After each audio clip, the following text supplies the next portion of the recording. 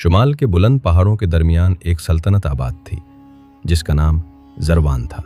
زروان کی سرحدیں برف پوش چوٹیوں، گہرے جنگلوں اور خاموش وادیوں سے گھری ہوئی تھیں۔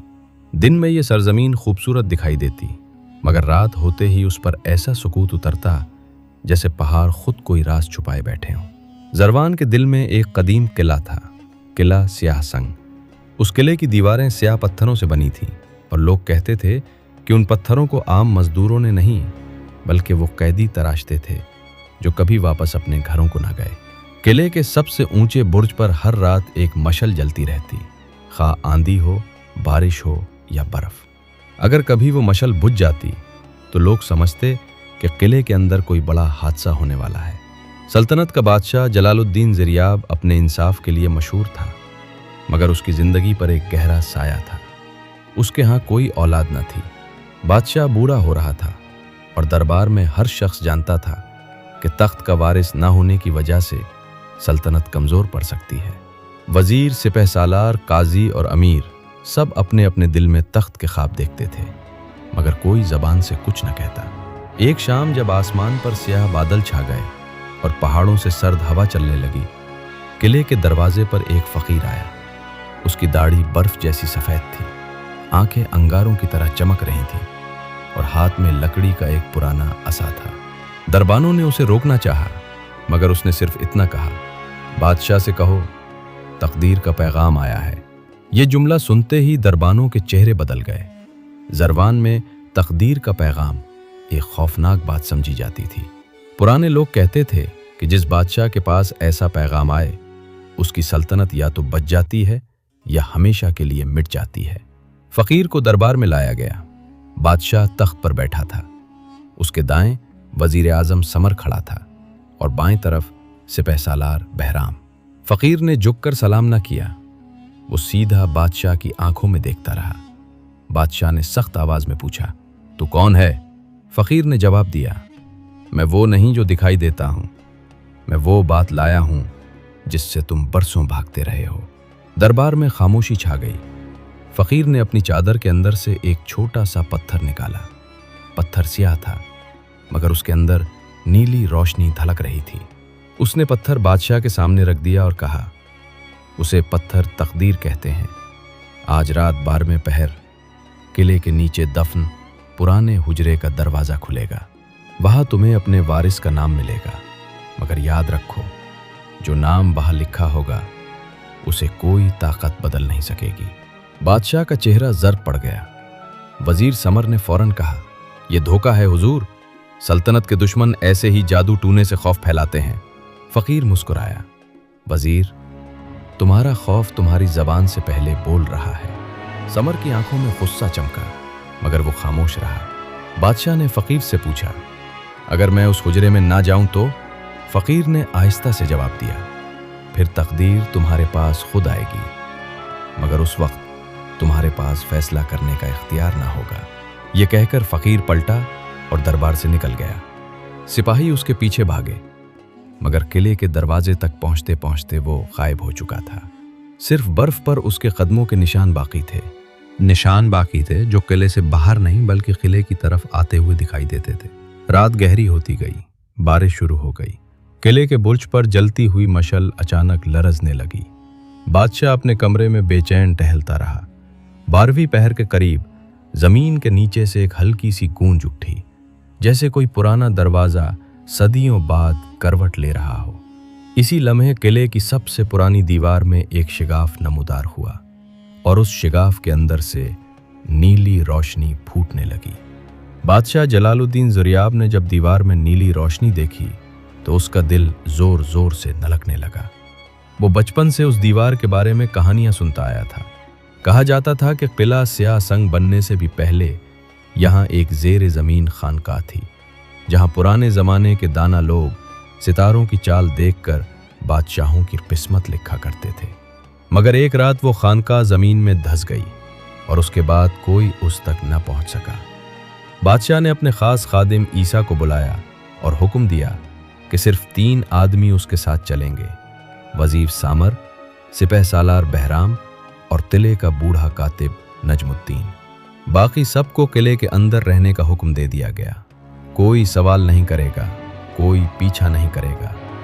जब वो चारों दीवार के करीब पहुंचे तो शिगाफ इतना वसी हो चुका था कि एक आदमी झुककर अंदर जा सकता था। अंदर से ठंडी हवा आ रही थी। हवा में मिट्टी, लोबान और पुरानी किताबों की मिली जुली बू थी। बादशाह ने मशल उठाई और सबसे पहले अंदर दाखिल हुआ। रास्ता तंग था, मगर दीवारों पर अजीब नक्श बने थे। कहीं ताज का निशान था, कहीं टूटे हुए चांद का, कहीं एक आंख जिसके गिर्द 7 सितारे बने थे। कातिब नजमुद्दीन इन निशानों को देखकर कांप गया। बादशाह ने पूछा, क्या पहचानते हो उन्हें? नजमुद्दीन ने धीमी आवाज में कहा, हुजूर, ये निशान ज़रवान के पहले बादशाह के ज़माने के हैं, मगर एक निशान ऐसा है जो कभी शाही किताबों में नहीं लिखा गया। कौन सा? नजमुद्दीन ने दीवार पर बनी आंख की तरफ इशारा किया। ये तकदीर की आंख है। रिवायत है कि जिसने उसकी तरफ झूठे दिल से देखा, उसका राज जाहिर हो गया। वजीर सामर ने हंसने की कोशिश की, मगर उसकी हंसी हलक में अटक गई। कुछ देर चलने के बाद वो एक बड़े हुजरे में पहुंचे। हुजरा गोल था। बीच में पत्थर का एक तख्त रखा था। तख्त पर एक बंद किताब थी, जिसके ऊपर वही नीली रोशनी फैल रही थी। किताब के किनारे चांदी के थे, मगर सफ़हात स्याह दिखाई देते थे। हुजरे की छत पर सितारों जैसी चमकती हुई छोटी छोटी रोशनियों का जाल था।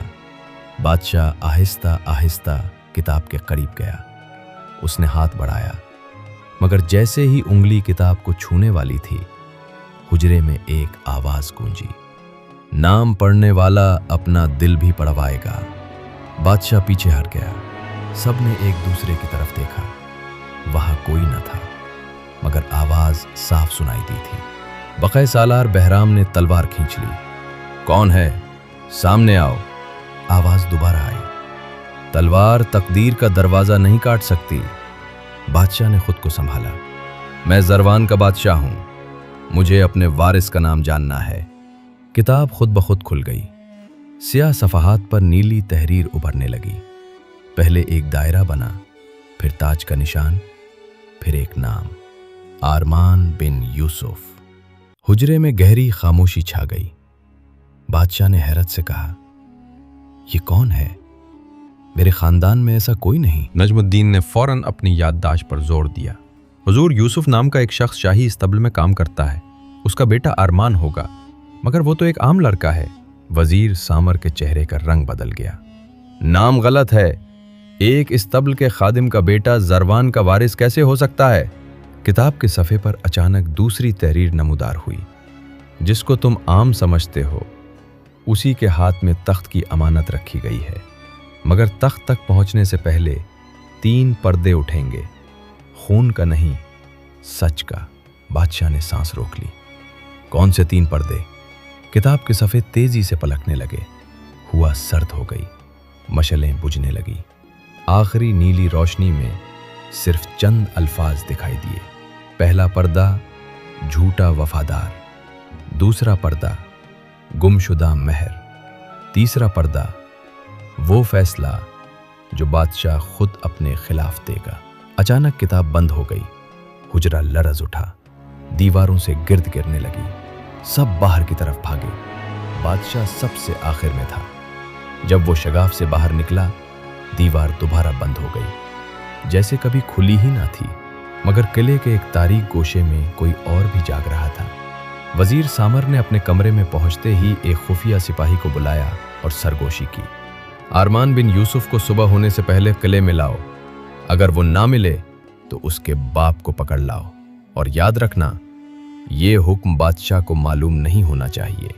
आरमान बिन यूसुफ की उम्र 16 बरस थी। वो किले के बाहर आबाद छोटी सी बस्ती में रहता था। उसका बाप यूसुफ शाही इस्तबल में घोड़ों की देखभाल करता था, और आरमान अक्सर उसके साथ किले जाता। घोड़ों को चारा डालता, पानी भरता, और खाली वक्त में पुराने बुर्जों को हैरत से देखा करता। उसे कभी मालूम न था कि एक दिन वही बुर्ज उसके नाम से गूंज उठेंगे। उस रात आरमान ने एक अजीब ख्वाब देखा। उसने देखा कि वो एक सफ़ेद घोड़े पर सवार है और उसके सामने 3 रास्ते हैं। पहले रास्ते पर सोने का ताज रखा है, मगर उसके गिर्द धुंध है। दूसरे रास्ते पर एक पुरानी महर पड़ी है, जिस पर खून नहीं बल्कि नीली रोशनी चमक रही है। तीसरे रास्ते पर उसका अपना बाप खड़ा है, मगर उसकी आंखों पर पट्टी बंधी है। दूर से एक आवाज आती है, जो रास्ता आसान लगे वो तुम्हारा नहीं, जो रास्ता दिल को तोड़े वही तकदीर का दरवाजा है। अरमान घबरा कर जाग गया। बाहर शदीद बारिश हो रही थी। उसने देखा कि उसका बाप घर में नहीं है। दरवाजा आधा खुला था और फर्श पर कीचड़ के निशान थे।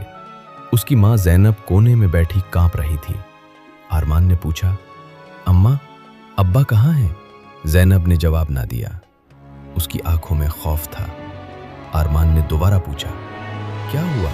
ज़ैनब ने मुश्किल से कहा, किले के सिपाही आए थे, वो तुम्हें ढूंढ रहे थे, तुम सो रहे थे। तुम्हारे बाप ने कहा कि तुम घर पर नहीं हो। वो उन्हें रोकने लगा तो सिपाही उसे साथ ले गए। अरमान के पैरों तले जमीन निकल गई। मगर क्यों? मैंने क्या किया है? ज़ैनब ने अपने सीने से एक छोटी सी कपड़े की पोटली निकाली। ये तुम्हारे बाप ने जाते वक्त मुझे दी। कहा, अगर अरमान जागे तो उसे दे देना और कहना कि मशरक़ी जंगल में बूढ़े दरवेश को तलाश करे। अरमान ने पोटली खोली। उसमें चांदी की एक टूटी हुई महर थी। महर के आधे हिस्से पर एक आंख बनी थी और आधे पर 7 सितारे। अरमान ने उसे हाथ में लिया तो उसके जिस्म में सर्द लहर दौड़ गई। यही निशान उसने ख्वाब में देखा था। इसी लम्हे दरवाजे के बाहर घोड़ों की टापें सुनाई दी। ज़ैनब ने जल्दी से अरमान का हाथ पकड़ा। भाग जाओ अभी, मैं आपको छोड़कर नहीं जा सकता। बेटा, अगर तुम रुके तो तुम्हारे बाप की कुर्बानी जाया हो जाएगी। जा और सच मालूम कर। अरमान पिछले दरवाजे से निकला और बारिश में दौड़ पड़ा। पीछे सिपाहियों की आवाजें बुलंद हो रही थीं। लड़के को तलाश करो। वो बस्ती की तंग गलियों से गुजरा, फिर खेतों के पार भागा, यहां तक कि मशरक़ी जंगल के किनारे पहुंच गया। जंगल रात में किसी देव की तरह खड़ा था। दरख्तों की शाखें हवा से हिल रही थीं, जैसे उसे अंदर बुलाती हूं। अरमान ने एक लम्हे के लिए मुड़कर देखा। दूर पिले की मशलें नजर आ रही थीं। उसे अपने बाप का ख्याल आया। फिर उसने महर को मजबूती से पकड़ा और जंगल में दाखिल हो गया। जंगल के अंदर रास्ता साफ ना था। कीचड़, झाड़ियां और अंधेरा उसका पीछा करते खौफ को बढ़ा रहे थे। अचानक उसे महसूस हुआ कि कोई उसके साथ साथ चल रहा है। उसने रुक कर सुना। पत्तों की सरसराहट बंद हो गई। वो दोबारा चला तो आवाज फिर शुरू हो गई। अरमान ने हिम्मत करके कहा, कौन है? अंधेरे से एक कमजोर सी हंसी सुनाई दी। जो तुम्हें पकड़ना चाहते हैं वो पीछे हैं, जो तुम्हें बचाना चाहता है वो सामने है, मगर जो तुम्हें परखना चाहता है वो तुम्हारे अंदर है। दरख्तों के दरमियान वही सफेद दाढ़ी वाला फकीर नमूदार हुआ जो बादशाह के दरबार में गया था। अरमान पीछे हटा। आप कौन हैं? मेरे बाप को क्यों ले गए? मेरा नाम किले में क्यों लिया जा रहा है? फकीर ने उसके हाथ में पकड़ी टूटी हुई महर को देखा। क्योंकि तुम वो नहीं जो तुम्हें बताया गया, और तुम्हारा बाप भी सिर्फ इस्तबल का खादिम नहीं। अरमान का दिल रुक सा गया। फकीर ने आगे कहा, आज रात तुमने तकदीर का दरवाजा खटखटाया है, मगर दरवाजा खुलने से पहले तुम्हें जानना होगा कि तुम्हारी पैदाइश के दिन क्या छुपाया गया था। दूर कहीं शिकारी सैंग की आवाज गूंजी। सिपाही जंगल में दाखिल हो चुके थे। फकीर ने सरगोशी की, अब फैसला करो, सच चाहते हो या अमन, क्योंकि दोनों एक साथ नहीं मिलेंगे। फकीर अरमान को जंगल के अंदर एक तंग पगडंडी से ले गया। बारिश थम चुकी थी, मगर दरख्तों से पानी अब भी टपक रहा था। हर कतरा खामोशी को चीरता हुआ जमीन पर गिरता, और अरमान को यूं लगता जैसे वक्त खुद कदम गिन रहा हो। कुछ दूर जाकर वो एक पुरानी गार के सामने रुके। गार के दहाने पर खुश्क लकड़ियां पड़ी थीं और अंदर एक छोटा सा चराग जल रहा था। फकीर ने कहा, अंदर आओ, यहां सुबह तक सिपाही नहीं पहुंच सकेंगे। अरमान ने गार में कदम रखा। दीवारों पर पुराने नक्श बने थे, बिल्कुल वैसे ही जैसे उसने महर पर देखे थे। फकीर ने चराग के करीब बैठकर एक लकड़ी उठाई اور زمین پر 3 دائرے بنائے۔ یہ 3 پردے ہیں، فقیر نے کہا۔ پہلا پردہ ہے جھوٹا وفادار۔ ارمان نے فوراً پوچھا، کیا وہ وزیر سامر ہے؟ فقیر کی آنکھیں چمکی۔ تم نے نام نہیں سنا مگر دل نے پہچان لیا۔ ہاں، سامر وہ شخص ہے جو بادشاہ کے سامنے وفاداری کا لباس پہنتا ہے اور پیچھے تخت کا خواب دیکھتا ہے، مگر اس کا جرم صرف لالچ نہیں، اس نے 16 سال پہلے ایک سچ دفن کیا تھا۔ کون سا سچ؟ فقیر نے گہری سانس لی۔ تمہاری پیدائش کی رات قلعے میں ایک بچہ پیدا ہوا تھا۔ بادشاہ کی ملکہ نے ایک بیٹے کو جنم دیا، مگر اسی رات محل میں آگ لگی۔ لوگ سمجھے شہزادہ مر گیا، بادشاہ ٹوٹ گیا، سلطنت نے وارث کھو دیا، مگر حقیقت یہ تھی کہ بچہ زندہ تھا۔ اسے محل سے نکالا گیا، چھپایا گیا اور یوسف کے حوالے کیا گیا۔ ارمان کا چہرہ سفید پڑ گیا۔ نہیں، یہ جھوٹ ہے، یوسف میرے باپ ہیں۔ فقیر نے نرمی سے کہا، باپ خون سے نہیں، حفاظت سے بھی بنتا ہے۔ یوسف نے تمہیں پالا، بچایا اور ہر خطرے سے دور رکھا۔ ارمان کی آنکھوں میں آنسو آ گئے، مگر اس نے خود کو سنبھالا۔ اگر میں واقعی بادشاہ کا بیٹا ہوں تو سامر نے مجھے کیوں نہیں مارا؟ کیونکہ اسے مکمل یقین نہیں تھا۔ اس کے پاس شاہی مہر کا آدھا حصہ تھا، مگر دوسرا حصہ یوسف کے پاس تھا۔ دونوں حصے ملتے تو سچ ثابت ہو جاتا۔ اب تمہارے پاس ایک حصہ ہے اور دوسرا سامر کے خفیہ خزانے میں ہے۔ یہی دوسرا پردہ ہے، گمشدہ مہر۔ ارمان نے مہر کو دیکھا۔ اور تیسرا پردہ؟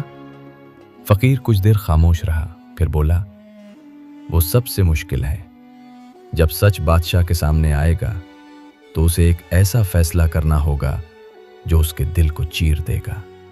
اسی وقت غار کے باہر گھوڑوں کی ہلکی آواز سنائی دی۔ فقیر نے چراغ بجھا دیا، اندھیرا چھا گیا۔ باہر سے ایک سپاہی کی آواز آئی، درویش، ہمیں معلوم ہے تم اسی غار میں ہو، لڑکے کو ہمارے حوالے کر دو، وزیر سامر کا حکم ہے۔ ارمان نے سانس روک لی۔ فقیر نے اس کے کان کے قریب کہا، پیچھے کی دیوار کو چھوؤ۔ ارمان نے ہاتھ بڑھایا۔ دیوار پہلے پتھر جیسی سخت تھی، پھر اچانک اس میں درار محسوس ہوئی۔ اس نے زور لگایا تو دیوار کا ایک حصہ کھسک گیا۔ پیچھے ایک خفیہ راستہ تھا۔ فقیر نے کہا، یہ راستہ قلعے کے نیچے جاتا ہے، تمہیں سامر کے خزانے تک پہنچنا ہوگا۔ مہر کا دوسرا حصہ لیے بغیر تمہاری بات کوئی نہیں مانے گا۔ اور آپ؟ فقیر مسکرایا، میری تقدیر یہاں رکتی ہے، تمہاری آگے جاتی ہے۔ سپاہیوں نے غار میں داخل ہونے کی کوشش کی۔ ارمان نے خفیہ راستے میں قدم رکھا۔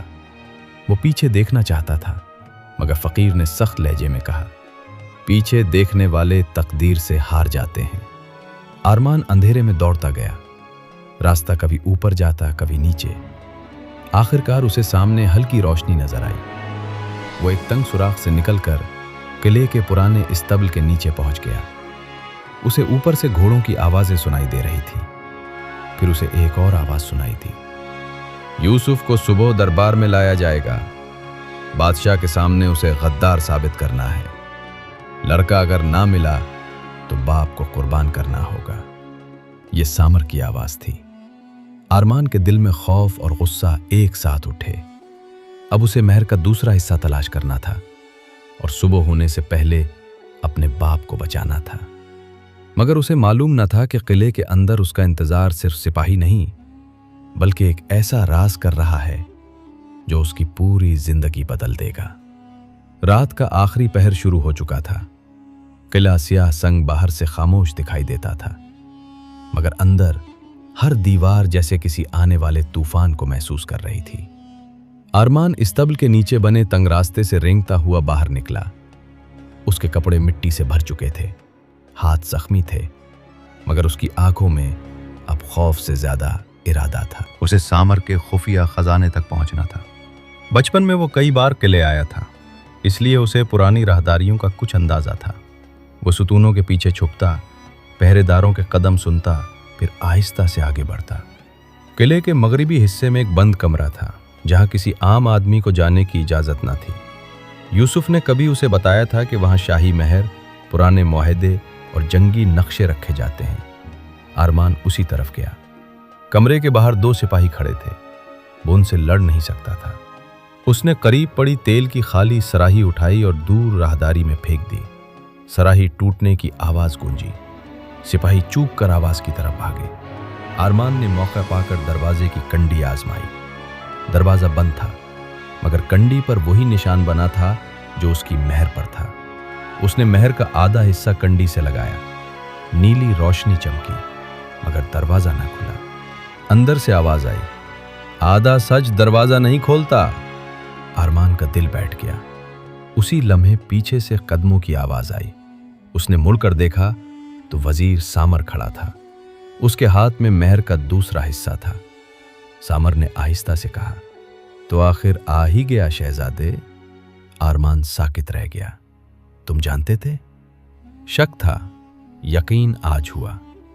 تقدیر کا پتھر کبھی جھوٹ نہیں بولتا، مگر تخت اس کے حصے میں نہیں آتا جو تقدیر پر بھروسہ کرے۔ تخت وہ لیتا ہے جو دوسروں کی تقدیر لکھنا جانتا ہو۔ سامر نے سپاہیوں کو اشارہ کیا۔ آرمان کو پکڑ لیا گیا۔ مہر کا آدھا حصہ اس کے ہاتھ سے چھین لیا گیا۔ صبح کی اذان سے پہلے آرمان، یوسف اور فقیر تینوں کو دربار میں پیش کیا گیا۔ بادشاہ تخت پر بیٹھا تھا، مگر اس کا چہرہ رات بھر کے خوف سے تھکا ہوا تھا۔ سامر نے بلند آواز میں کہا، حضور، یہ لڑکا جھوٹا دعوے دار ہے۔ اس کا باپ یوسف قلعے کے راز چرا کر اسے بادشاہ بنانا چاہتا تھا۔ درویش اس سازش کا رہنما ہے۔ دربار میں شور اٹھا۔ یوسف نے کمزور آواز میں کہا، حضور، میں غدار نہیں، میں نے آپ کے بیٹے کو بچایا تھا۔ بادشاہ کانپ اٹھا، میرے بیٹے کو؟ سامر چیخا، جھوٹ! اسی وقت فقیر آگے بڑھا، اگر جھوٹ ہے تو دونوں مہر کے ٹکڑے ملانے دو۔ بادشاہ نے حکم دیا۔ سامر کے چہرے پر پہلی بار خوف صاف دکھائی دیا، مگر اب وہ انکار نہیں کر سکتا تھا۔ دونوں ٹکڑے لائے گئے۔ جیسے ہی انہیں ملایا گیا، نیلی روشنی پورے دربار میں پھیل گئی۔ مہر پر مکمل نشان بن گیا، تقدیر کی آنکھ اور 7 ستارے۔ پھر مہر سے ایک آواز گونجی، وہی آواز جو زیر زمین حجرے میں سنائی دی تھی، زروان کا وارث آرمان بن جلال الدین ہے، یوسف محافظ ہے، سامر جھوٹا وفادار ہے۔ دربار پر خاموشی چھا گئی۔ بادشاہ تخت سے اٹھا، اس کی آنکھیں آرمان پر جم گئیں۔ کیا یہ سچ ہے؟ یوسف نے سر جھکا دیا۔ حضور، ملکہ نے مرتے وقت مجھے حکم دیا تھا کہ شہزادے کو بچا لوں۔ آگ حادثہ نہیں تھی، سامر کے آدمیوں نے لگائی تھی۔ میں نے بچے کو لے جا کر اپنی اولاد کی طرح پالا۔ بادشاہ کی آنکھوں میں دکھ بھر آیا۔ سامر پیچھے ہٹنے لگا، مگر بہرام نے اس کا راستہ روک لیا۔ اب تیسرا پردہ سامنے تھا۔ بادشاہ کو فیصلہ کرنا تھا۔ دربار انصاف کا منتظر تھا۔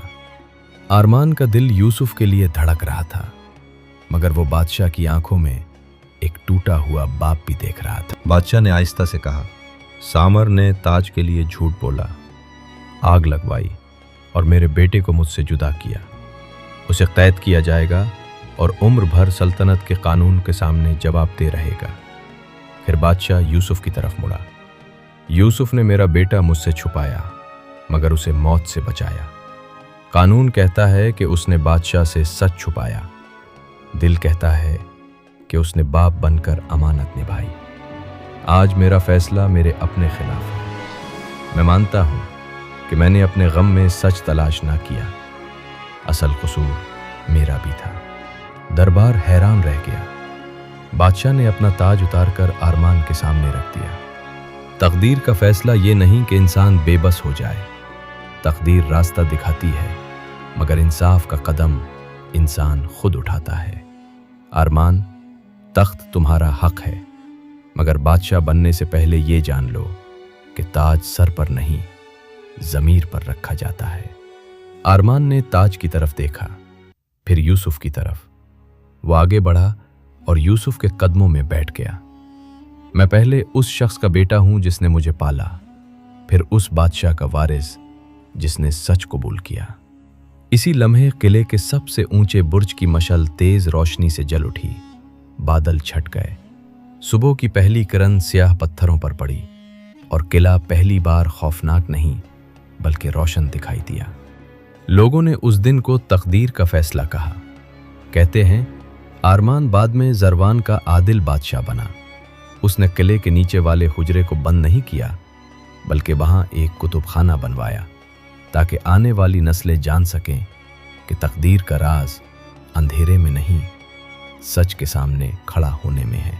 और किला सियाह संग की मशल फिर कभी न बुझी।